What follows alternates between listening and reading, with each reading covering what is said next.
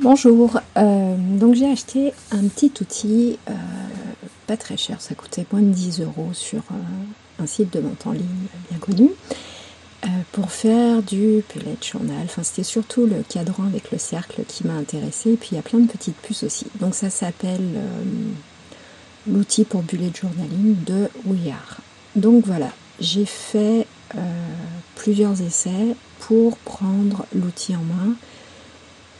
Et j'ai même dû regarder des vidéos.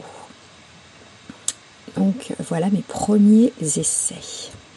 Alors, j'ai fait le cercle, enfin le double cercle, du coup avec le petit cadran, une bannière, les puces, les traits, etc. Donc j'ai ripé plusieurs fois et puis j'ai fait un cadre, ça c'est bon, ça marche, une bannière.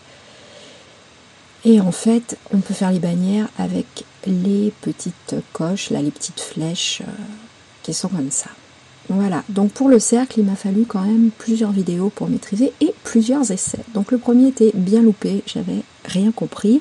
Les cadres fonctionnent par contre, eux, assez bien, ça c'est assez facile, c'est un guide sympa. Encore un autre essai de cercle, encore loupé, j'arrivais pas à faire des petites sections égales. Après j'ai regardé une vidéo, je vous mettrai le lien en description, et là je suis arrivée quand même à faire mes 32 cases avec l'outil circulaire. Donc voilà, forcément il y a 32 cases parce que c'est 16 x 2 et du coup on met ce qu'on veut pour les mois qui ont 30 ou 31 jours. Voilà, il reste une voire deux cases vides, et moi mon projet c'était de faire quand même cette semaine ma weekly avec, donc j'ai continué les essais.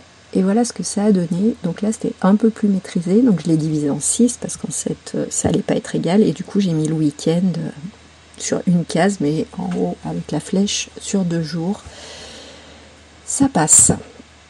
Donc ensuite, c'était super facile parce que j'ai pu aligner mes traits avec la puce. Il y a un petit repère sur la règle qui permet que la puce soit vraiment centrée au milieu du trait.